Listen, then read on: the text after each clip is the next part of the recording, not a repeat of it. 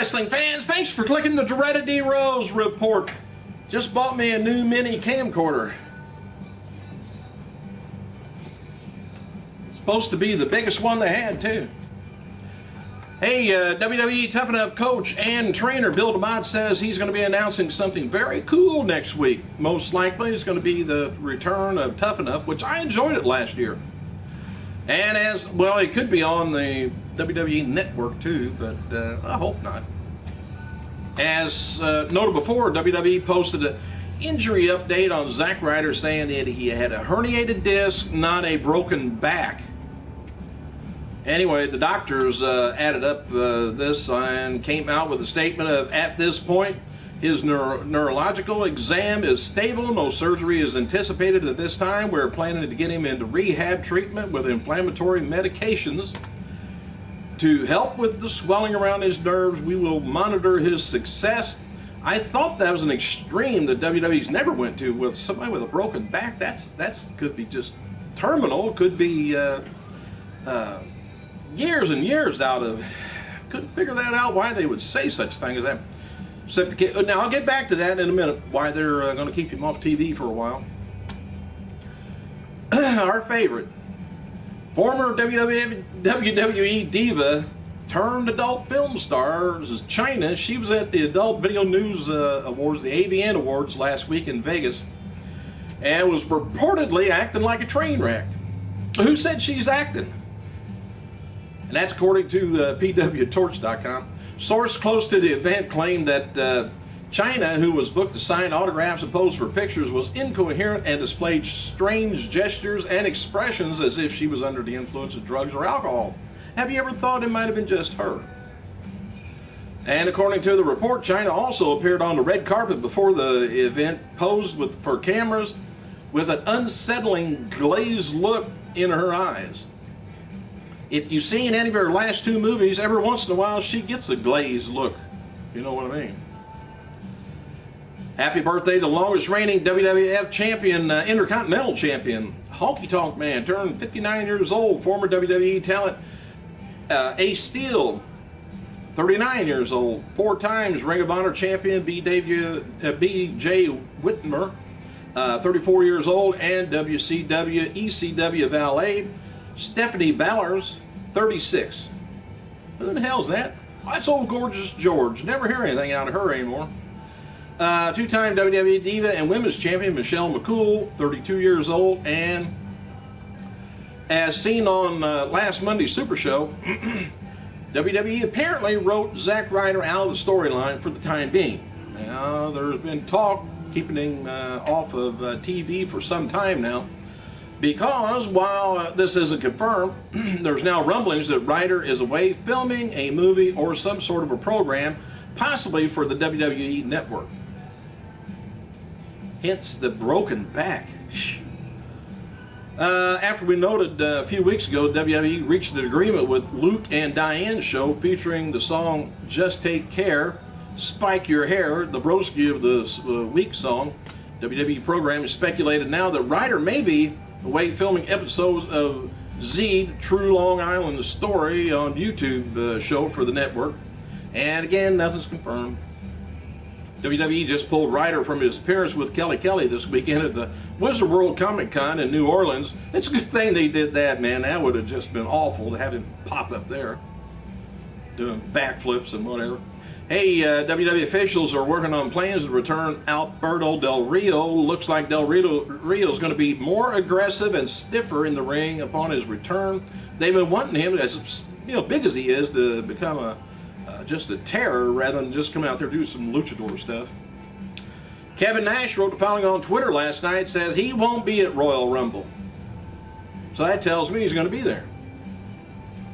And under no circumstances will I be at the Royal Rumble unless, of course, I'm going over. It says, oh, I need to be number 30, by the way.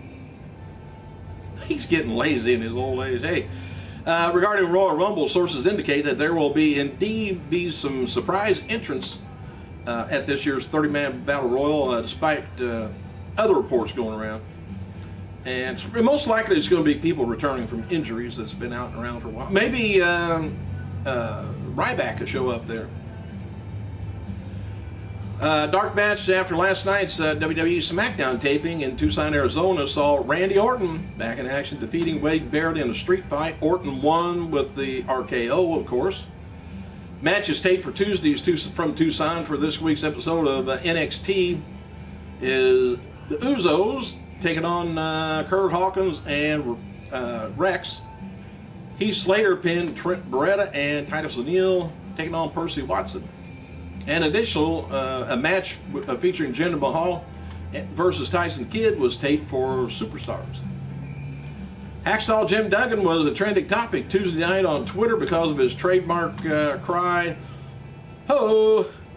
was yelled during tonight's State of the Union address. I missed that. I seen part of it, but I didn't see that part. Tammy Lynn Cinch was announced as a vendor guest for Wrestle Reunion on Friday and Saturday. The event is going to be taking place at the Westin Los Angeles Airport in Los Angeles. Official Twitter feed of the Honky Tonk Man has once again disputed online rumors that the longest reigning Intercontinental Champion of all time will take place at the WWE Network reality series, the WWE Legends House. They keep saying he's going to be on there. He keeps saying he's not.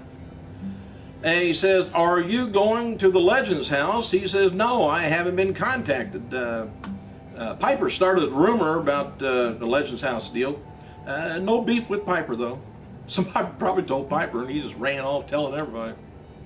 And according to The Rock, he's going to be live in Boston, dangerous territory for The Rock, on March 5th for WWE Raw Super Show. The Rock said he wouldn't miss Boston for the world, being Cena's hometown. Things could get interesting. And as noted before, Rock is being advertised also for March 12th in Cleveland and March 26th, the go-home edition of Atlanta.